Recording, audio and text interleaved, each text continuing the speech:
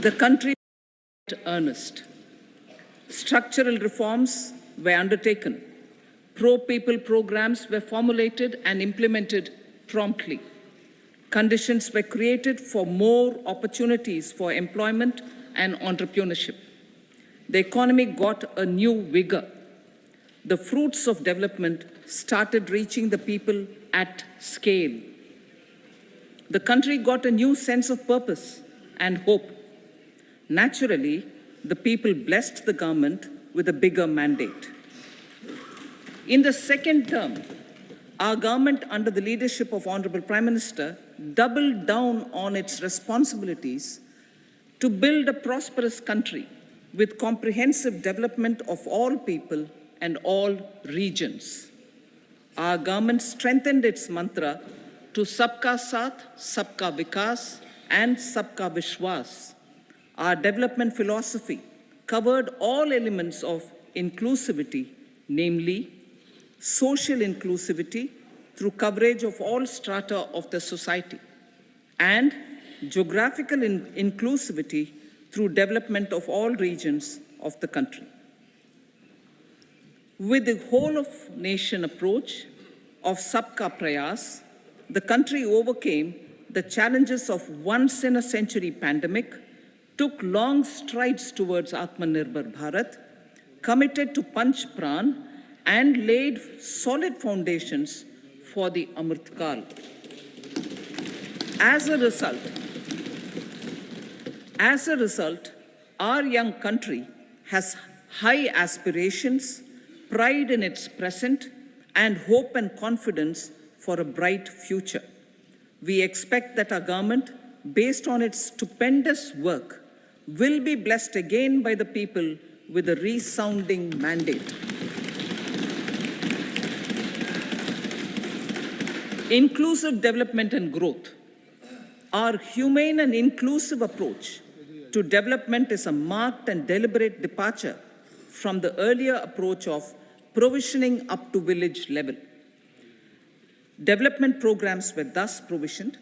In the last 10 years, however, have targeted each and every household and individual through housing for all, Har Ghar Jal, electricity for all, cooking gas for all, bank accounts and financial services for all in record time. The worries about food have been eliminated through free ration for 80 crore people.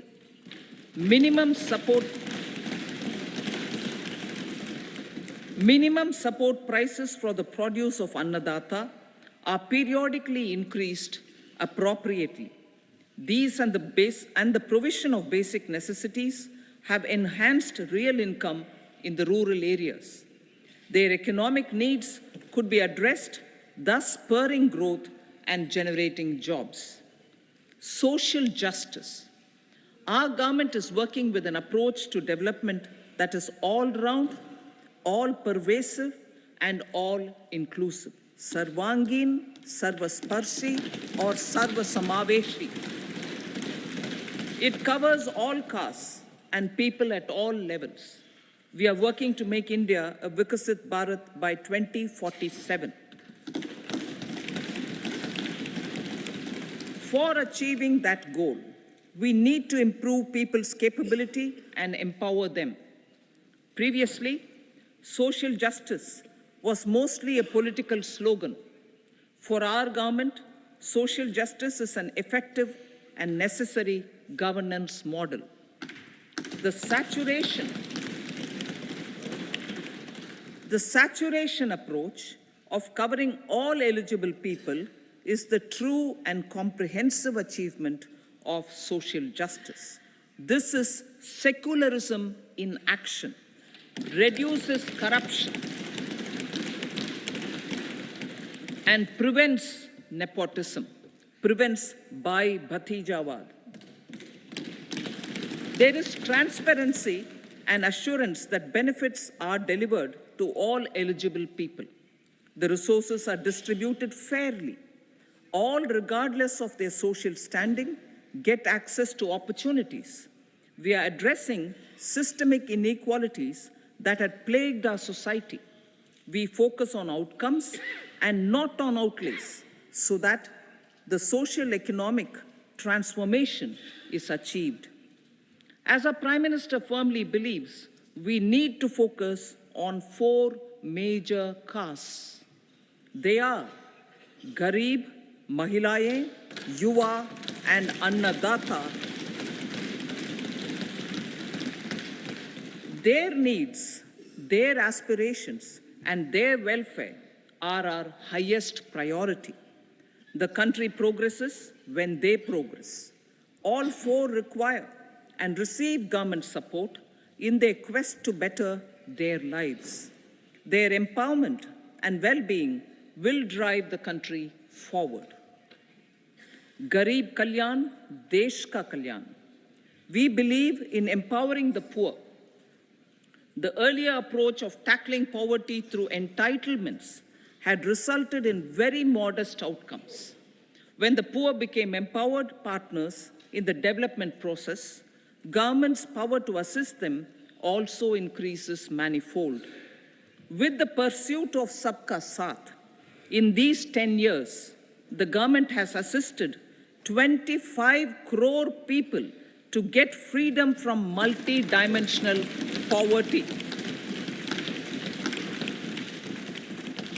Our government's efforts are now getting synergized with energy and passion of such empowered people.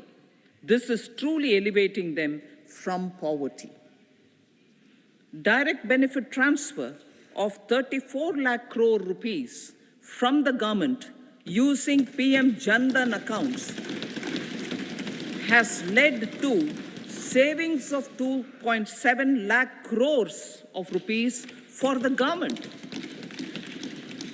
This savings has been realized through avoidance of leakages prevalent earlier. The savings have helped in providing more funds for Garib Kalyan. PM Swanidhi has provided credit assistance to 78 lakh street vendors. From that total of 78 lakh street vendors, 2.3 lakh have received credit for the 3rd time. PM Janman Yojana reaches out to the particularly vulnerable tribal groups who have remained outside the realm of development so far. PM Vishwakarma Yojana provides end-to-end support to artisans and craftspeople engaged in 18 trades. The schemes for empowerment of Divyangs and transgender persons reflect firm resolve of our government to leave no one behind. Welfare of Annadata. Farmers are our Annadata.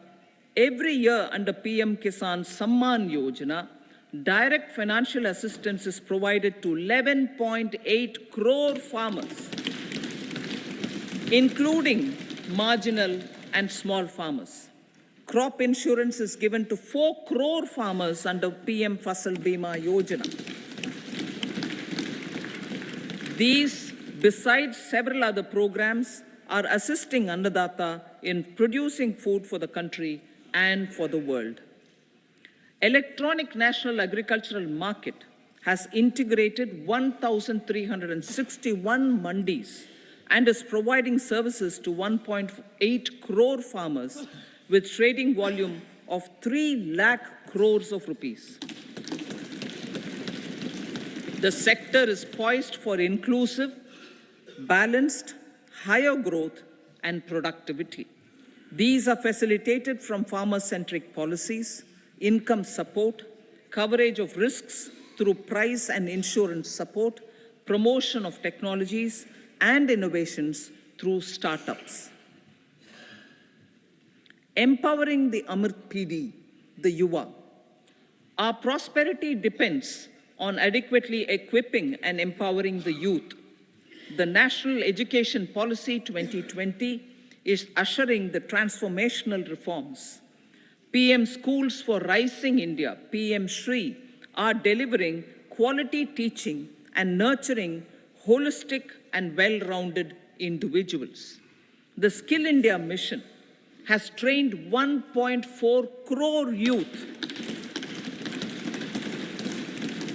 upskilled and reskilled 54 lakh youth, and established 3,000 new ITIs. A large number of institutions of higher learning, namely 7 IITs, 16 triple ITs, 7 IIMs, 15 AIMS, and 390 universities have been set up. PM Mudra Yojana has sanctioned 43 crore loans aggregating to 22.5 lakh crores of rupees for entrepreneurial aspirations of our youth. Besides that, Fund of Funds, Startup India, and Startup Credit Guarantee schemes are assisting our youth. They are also becoming Rozgar Data. The country is proud of our youth scaling new heights in sports. The highest ever medal tally in Asian Games and Asian Para Games in 2023 reflects a high confidence level.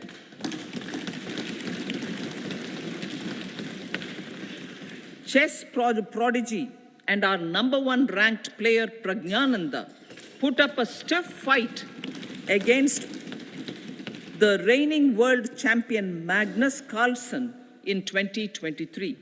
Today, India has over 80 chess grandmasters compared to little over 20 in 2010.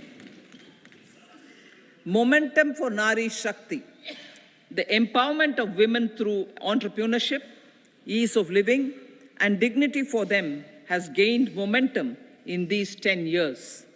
30 crore Mudra Yojana loans have been given to women entrepreneurs. Female enrollment in higher education has gone up by 28% in 10 years.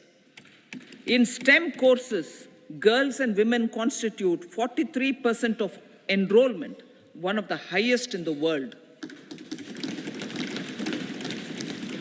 All these measures are getting reflected in the increasing participation of women in workforce.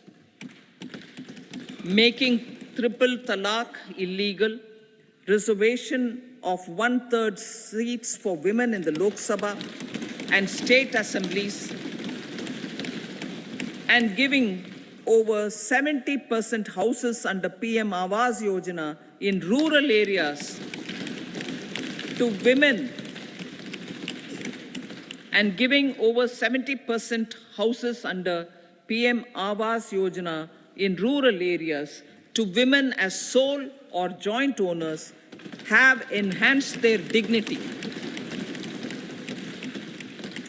Exemplary track record of governance, development, and performance.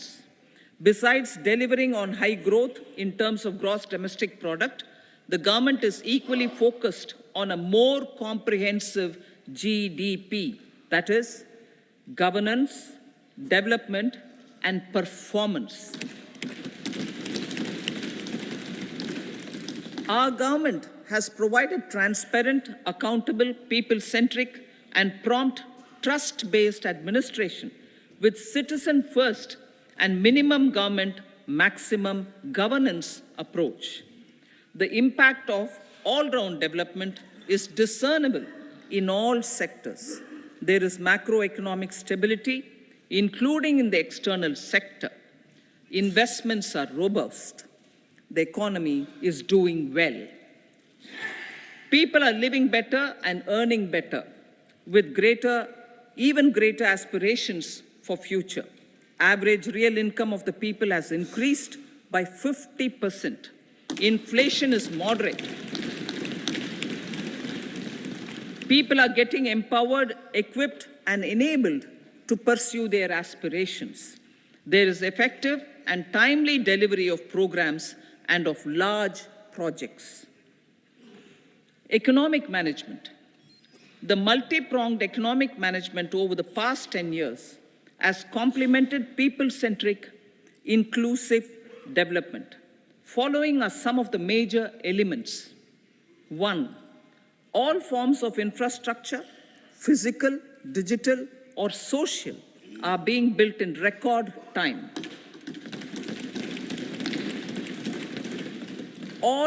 Number 2, all parts of the country are becoming active participants in economic growth.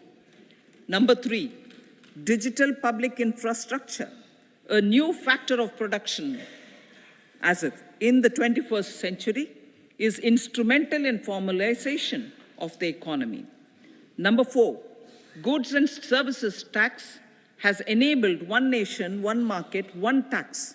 Tax reforms have led to deepening and widening of tax base.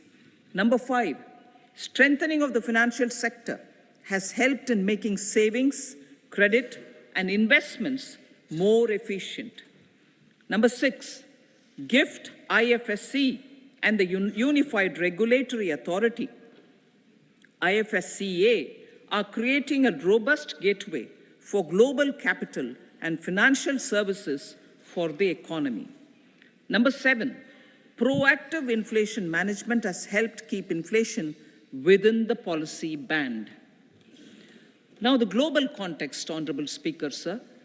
Geopolitically, global affairs are becoming more complex and challenging with wars and conflicts. Globalization is being redefined with reshoring and friendshoring, disruption and fragmentation of supply chains, and competition for critical minerals and technologies.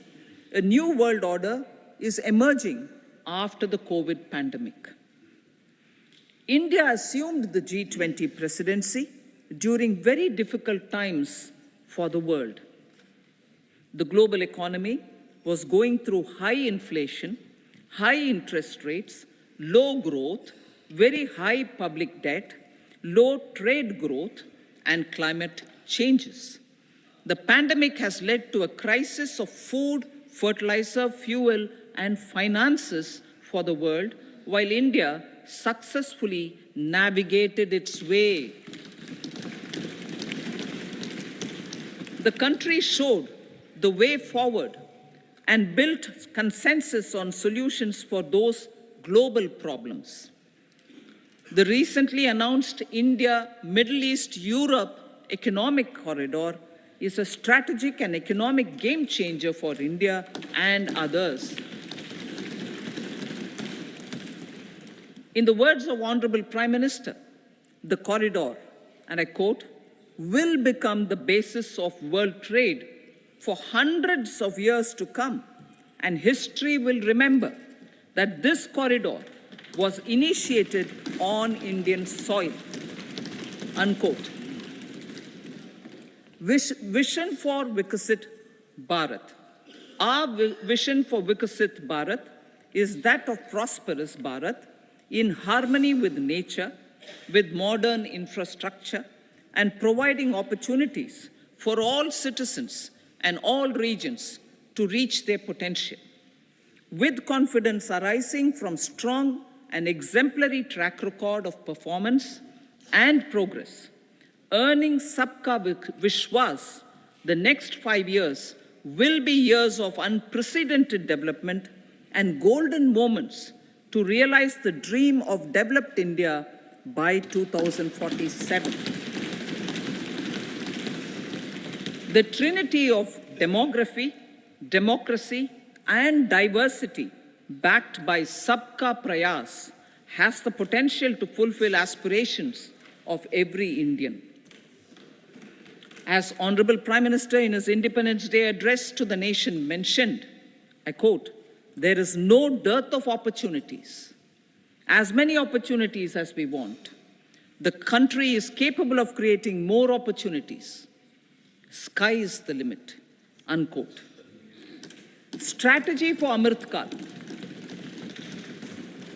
Our government will adopt economic policies that foster and sustain growth, facilitate inclusive and sustainable development, improve productivity, create opportunities for all, help them enhance their capabilities, and contribute to generation of resources to power investments and fulfill aspirations.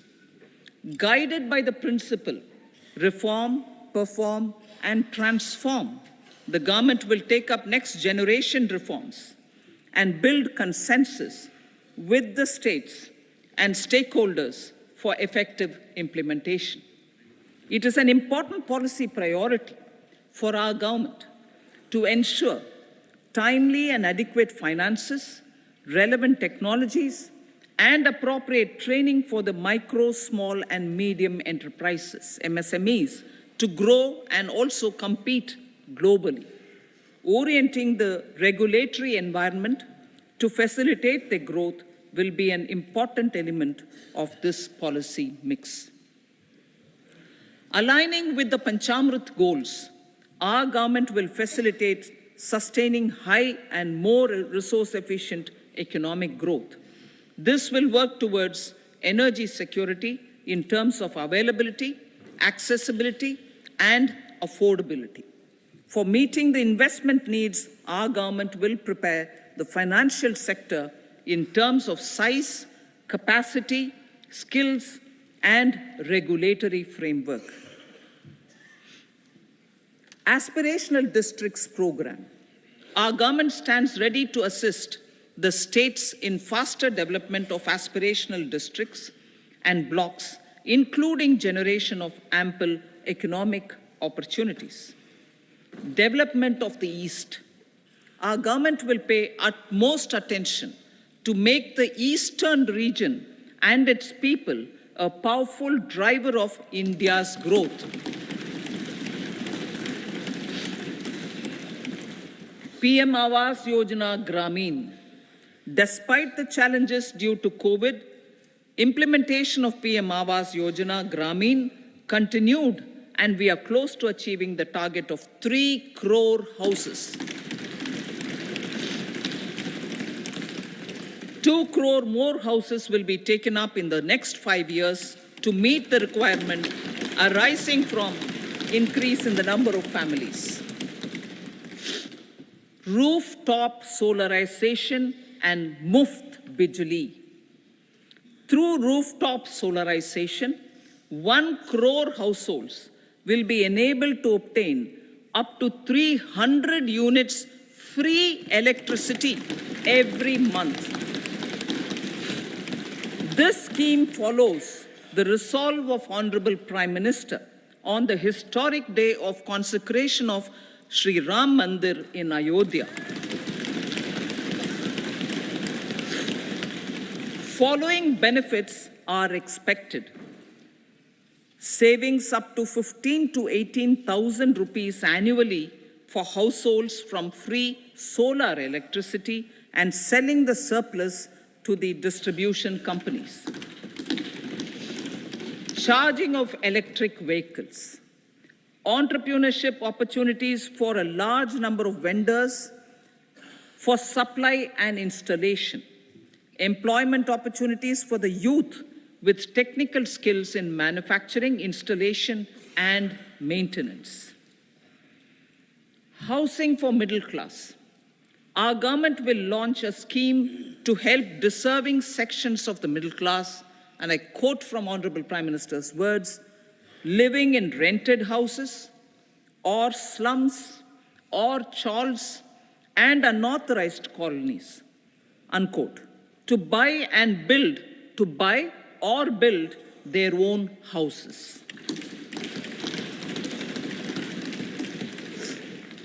Medical colleges.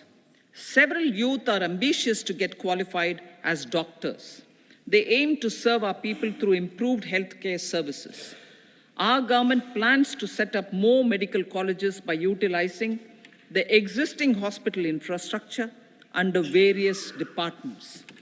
A committee for this purpose will be set up to examine the issues and make relevant recommendations. Cervical cancer vaccination. Our government will encourage vaccination for girls in the age group of 9 to 14 years for prevention of cervical cancer. Maternal and child health care. Various schemes for maternal and child care will be brought under one comprehensive program for synergy in implementation. Upgradation of Anganwadi centers under Saksham Anganwadi and Poshan 2.0 will be expedited for improved nutrition delivery, early childhood care, and development. The newly designed U-Win platform for managing immunization and intensified efforts of Mission Indradhanush will be rolled out expeditiously throughout the country. Ayushman Bharat. Healthcare cover under Ayushman Bharat scheme will be extended to all ASHA workers, to all Anganwadi workers and helpers. Agriculture and food processing.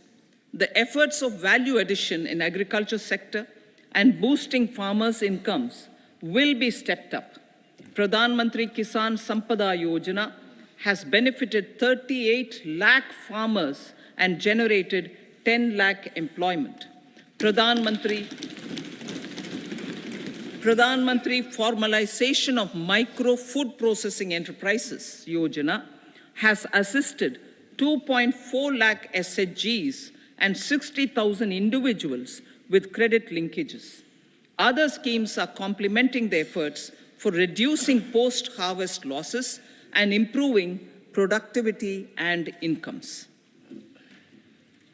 For ensuring faster growth of the sector, our government will further promote private and public investment in post-harvest activities, including aggregation, modern storage, efficient supply chains, primary and secondary processing and marketing and branding. Nano DAP. After the successful adoption of nano urea, application of nano DAP on various crops will be expanded in all agroclimatic zones. Atmanirbhar Oil Seeds Abhiyan.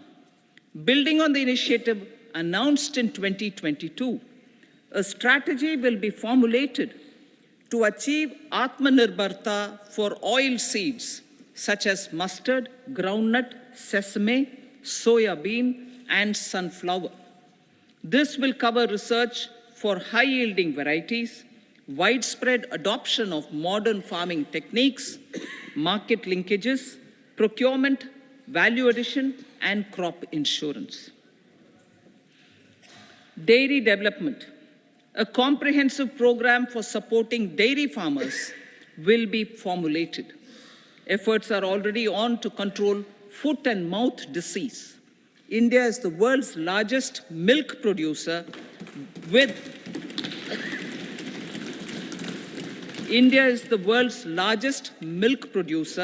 but with low productivity of milch animals. The program will be built on the success of existing schemes such as Rashtriya Gokul Mission, National Livestock Mission, and infrastructure development funds for dairy processing and animal husbandry. Matsya Sampada. It was our government which set up a separate department for fisheries, realizing the importance of assisting fishermen. This has resulted in doubling of both inland and aquaculture production. Seafood exports since 2013-14 has also doubled. Implementation of Pradhan Mantri Matsya Sampada Yojana will be stepped up to 1.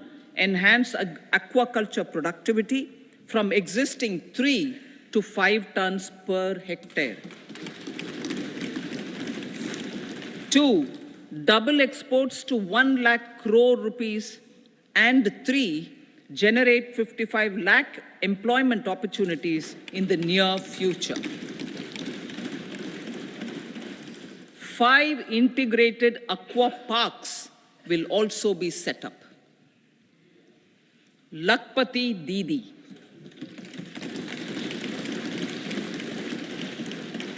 83 lakh SHGs, 83 lakh SHGs with 9 crore women are transforming rural socio-economic landscape with empowerment and self-reliance. Honorable Speaker sir, their success has assisted nearly 1 crore women to become Lakpati Didi already. They are an inspiration to others. Their achievements will be recognized through honoring them. Buoyed by the success, it has been decided to enhance the target for Lakpati Didi from 2 crores to 3 crores.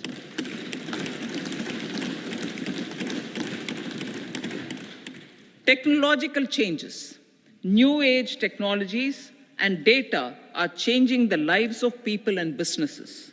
They are also enabling new economic opportunities and facilitating provision of high-quality services at affordable prices for all, including those at the bottom of the pyramid. Opportunities for India at the global level are expanding. India is showing solutions through innovation and entrepreneurship of its people. Research and innovation for catalyzing growth, employment, and development. Prime Minister Shastri, Prime Minister Lal Bahadur Shastri gave the slogan of Jai Jawan, Jai Kisan. Prime Minister Vajpayee, Atal Bihari Vajpayee ji, made that Jai Jawan, Jai Kisan, Jai Vigyan. Prime Minister Modi has furthered that to Jai Jawan, Jai Kisan, Jai Vigyan, and Jai Anusandhan, as innovation is the foundation of development. For our tech-savvy youth, this will be a golden era. A corpus of 1 lakh crore rupees will be established with 50-year interest-free loan provided. The corpus will provide long-term financing or refinancing with long tenors and low or nil. I repeat that sentence. The corpus will provide long-term financing or refinancing with long tenors and low or nil interest rates. This will encourage the private sector to scale up research and innovation significantly in sunrise domains. We need to have programs that combine the powers of our youth and technology. A new scheme will be launched for strengthening deep tech technologies for defense purposes and expediting Atmanirbharta. Infrastructure development. Building on the massive tripling of the capital expenditure outlay in the past 4 years, resulting in huge multiplier impact on economic growth and employment creation, the outlay for the next year is being increased by 11.1% to 11,111 crore rupees. This would be 3.4% of our GDP. Railways.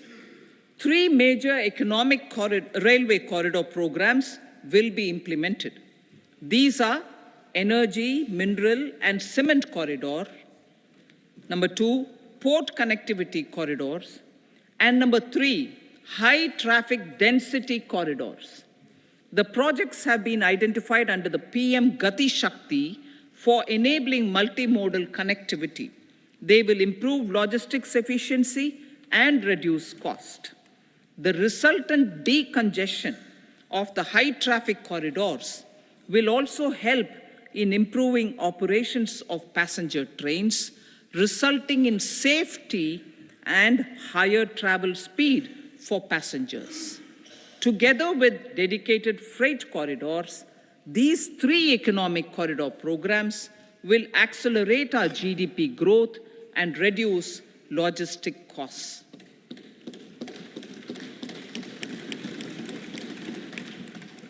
40,000 normal rail bogies will be converted to Vande Bharat standards to enhance safety, convenience, and comfort of passengers. Aviation sector. The aviation sector has been galvanized in the past 10 years. Number of airports have doubled to 149. Rollout of air connectivity to Tier 2 and Tier 3 cities under UDAN scheme has been widespread. 517 new routes are carrying 1.3 crore passengers. Indian carriers have proactively placed orders for over 1,000 new aircrafts. Expansion of existing airports and development of new airports will continue expeditiously. Metro and Namo Bharat. We have a fast expanding middle class and rapid urbanization is taking place. Metro rail and Namo Bharat can be the catalyst for the required urban transformation. Expansion of these systems will be supported in large cities, focusing on transit-oriented development. Green energy. Towards meeting our commitment for net zero by 2070, the following measures will be taken. Viability gap funding will be provided for harnessing offshore wind energy potential for initial capacity of 1 gigawatt. Coal gasification and liquefaction capacity of 100 metric tons will be set up by 2030. This will also help in reducing imports of natural gas, methanol, and ammonia. Phased mandatory blending of compressed biogas in compressed natural gas for transport and piped natural gas for domestic purposes will be mandated. Financial assistance will be provided for procurement of biomass aggregation machinery to support collection. Electric vehicle ecosystem. Our government will expand this and strengthen the e-vehicle ecosystem by supporting manufacturing and charging infrastructure. Greater adoption of e-buses for public transport networks will be encouraged through payment security mechanism. Biomanufacturing and biofoundry. For promoting green growth, a new scheme of biomanufacturing and biofoundry will be launched. This will provide environment-friendly alternatives such as biodegradable polymers, bioplastics, biopharmaceuticals, and bioagri inputs. This scheme will also help in transforming today's consumptive manufacturing paradigm to the one based on regenerative principles. Blue Economy 2.0. For promoting climate resilient activities for Blue Economy 2.0, a scheme for restoration and adaptation measures and coastal aquaculture and mariculture with integrated and multi-sectoral approach will be launched. Comprehensive development of tourist centers. The success of organizing G20 meetings in 60 places presented diversity of India to global audience. Our economic strength has made the country an attractive destination for business and conference tourism. Our middle class also now aspires to travel and explore. Tourism, including spiritual tourism, has tremendous opportunities for local entrepreneurship. States will be encouraged to take up comprehensive development of iconic tourist centers, branding and marketing them at global scale. A framework for rating of the centers based on quality of facilities and services will be established. Long-term interest-free loans will be provided to states for financing such development on matching basis. To address the emerging fervor for domestic tourism, Honorable Speaker, sir, projects for port connectivity, tourism infrastructure, and amenities will be taken up on our islands, including Lakshadweep. This will help in generating employment also. Promoting investments. The FDI inflow during 2014 to 23 was $596 billion, marking a golden era. That is twice the inflow during 2005 to 14. For encouraging sustained foreign investment, we are negotiating bilateral investment treaties with our foreign partners in the spirit of First Develop India. FDI is First Develop India. Reforms in the states for Vikasit Bharat. Many growth and development enabling reforms are needed in the states for realizing the vision of Vikasit Bharat. A provision of 75,000 crore rupees as 50-year interest-free loan is proposed this year to support those milestone-linked reforms by the state governments. Societal changes. The government will form a high-powered committee for an extensive consideration of the challenges arising from fast population growth and demographic changes. The committee will be mandated to make recommendations for addressing these challenges comprehensively in relation to the goal of Vikasit Bharat. Amrit Kal as Kartavya Kal. Our government stands committed to strengthening and expanding the economy with high growth and to create conditions for people to realize their aspirations. Honorable Prime Minister, in his Independence Day address to the nation in the 75th year of our Republic, said, and I quote, "We commit ourselves to national development with new inspirations, new consciousness, new resolutions as the country opens up immense possibilities and opportunities. It is our Kartavya Kal." Unquote. Every challenge of the pre-2014 era was overcome through our economic management and our governance. These have placed the country on a resolute path of sustained high growth. This has been possible through right policies, true intentions, and appropriate decisions. In the full budget in July, Honorable Speaker, our government will present a detailed roadmap for our pursuit of Vikasit Bharat.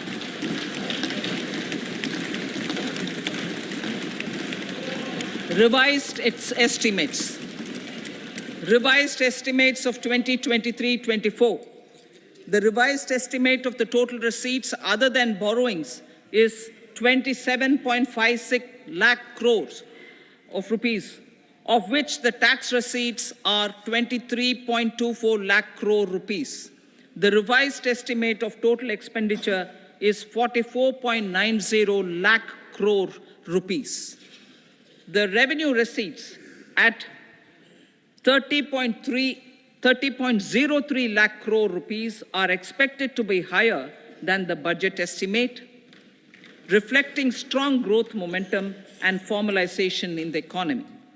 The revised estimate of the fiscal deficit is 5.8% of GDP, improving on the budget estimate, notwithstanding moderation in the nominal growth estimates.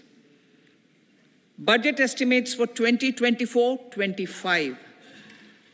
Coming to the year 2024-25, the total receipts other than borrowings and total expenditure are estimated at 30.80 and 47.66 lakh crore rupees respectively.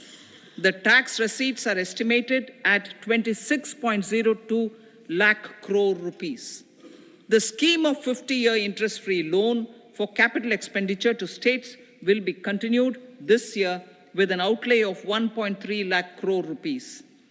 We continue on the path of fiscal consolidation, as announced in my budget speech of 2021-22, to reduce fiscal deficit below 4.5% by 25-26. The fiscal deficit in 2024-25 is estimated to be 5.1% of GDP, adhering to that path. So the gross and net market borrowings through dated securities during 24-25 are estimated at 14.13 lakh crore rupees and 11.75 lakh crore respectively. Both will be less than that in 23-24. Now that the private investments are happening at scale, the lower borrowings by the central government will facilitate larger availability of credit for the private sector. Vote on account. I'll be seeking vote on account approval of the Parliament through the appropriation bill for a part of the financial year 2024-25. I will now move to Part B. Honorable Speaker, sir, over the last 10 years, the direct tax collections have more than trebled and the return filers swelled 2.4 times. I would like to assure the taxpayers that their contributions have been used wisely for the development of the country and welfare of its people. I appreciate the taxpayers for their continued support. The government has reduced and rationalized tax rates. Under the new tax scheme, there is now no tax liability for taxpayers with income up to 7 lakh rupees, up from 2.2 lakh rupees in the financial year 2013-14. The threshold for presumptive taxation for retail businesses was increased from 2 crores to 3 crores. Similarly, the threshold for professionals eligible for presumptive taxation was increased from 50 lakh rupees to 75 lakh rupees. Also, corporate tax rate was decreased from 30% to 22% for existing domestic companies and to 15% for certain new manufacturing companies. Honorable Speaker, sir, in the last 5 years, our focus has been to improve taxpayer services. The age-old jurisdiction-based assessment system was transformed with the introduction of faceless assessment and appeal, thereby imparting greater efficiency, transparency, and accountability. Introduction of updated income tax returns, a new Form 26AS, and pre-filling of tax returns have made filing of tax returns simpler and easier.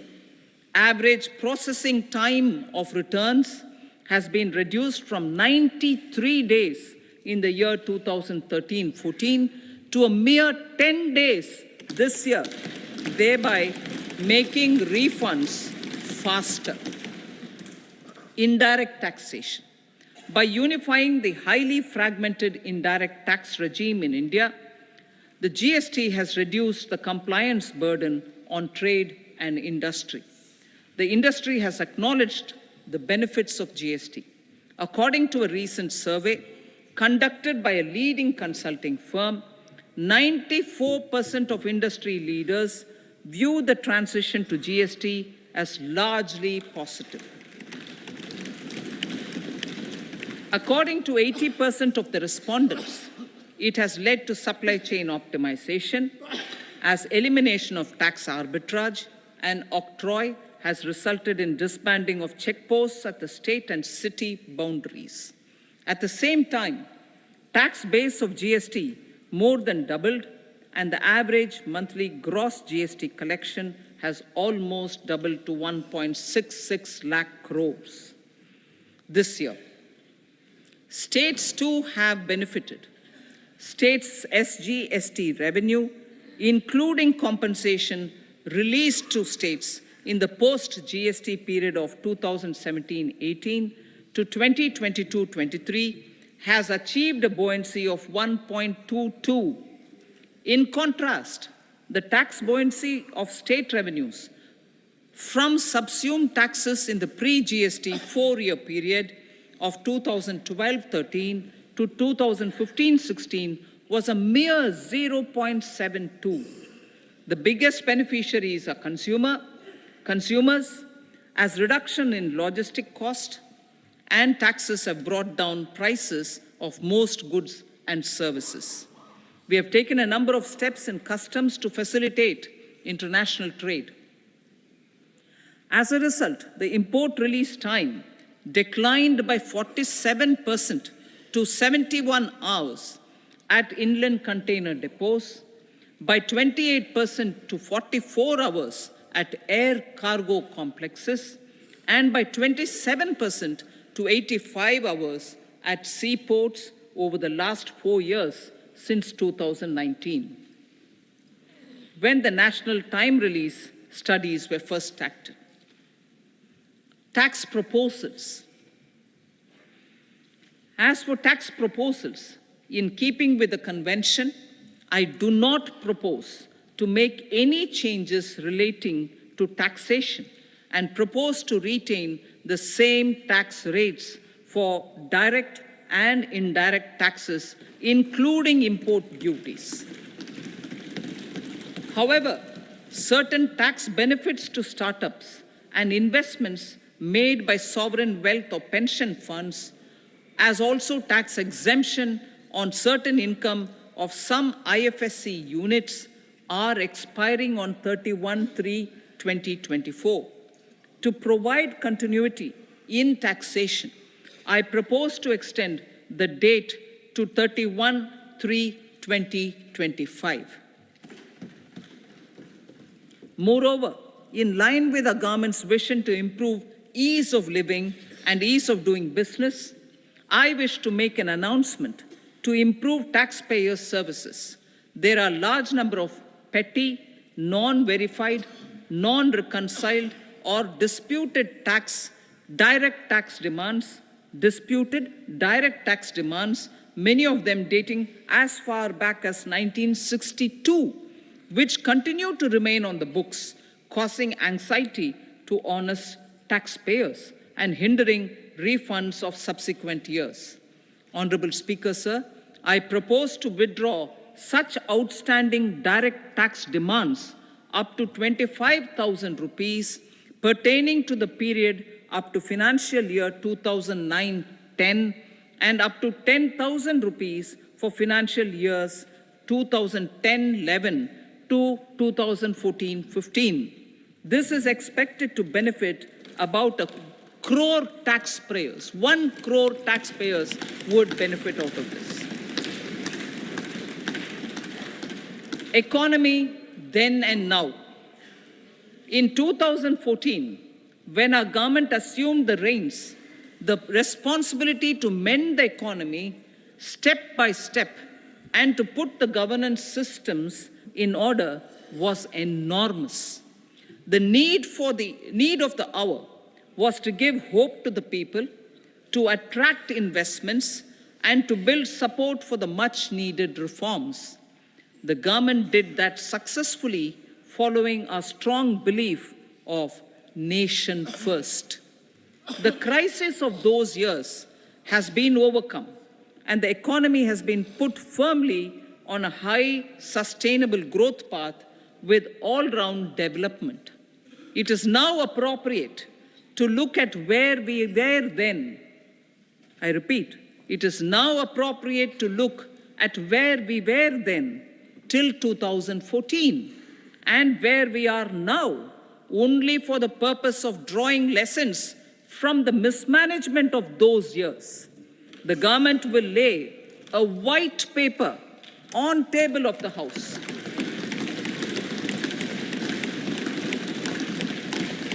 The exemplary track record of governance, development, and performance, effective delivery, and Jan Kalyan has given the government trust, confidence, and blessings of the people to realize whatever it takes the goal of Vikasit Bharat with good intentions, true dedication, and hard work in the coming years and decades.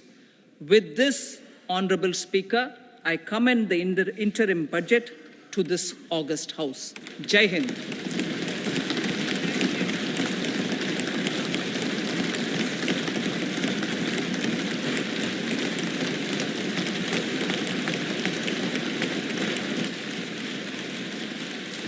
Item number 2 Shrimati Nirmala Sitharaman ji.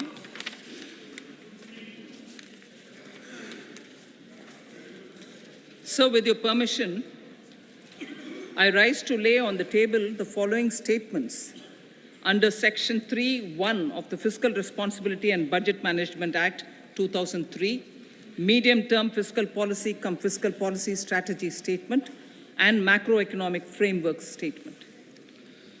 Item number 3, Srimati Nirmala Sitharaman ji. Sir, with your permission, I rise to move for leave to introduce the Finance Bill 2024. प्रश्न ये कि विधेयक को पुनर्स्थापित करने की अनुमति प्रदान की जाए। जो सदस्य इसके पक्ष में हाँ कहें, जो सदस्य विरोध में ना कहें, मेरे विचार में निर्णय हाँ वालों के पक्ष हुआ, हाँ वालों के पक्ष हुआ। माननीय मंत्री जी विधेयक को पुनर्स्थापित करें। Sir, I introduce the bill. सभा की कार्रवाई शुक्रवार दिनांक 2 फरवरी 2024 को प्राप्त 11 बजे तक के लिए स्थगित की जाती है।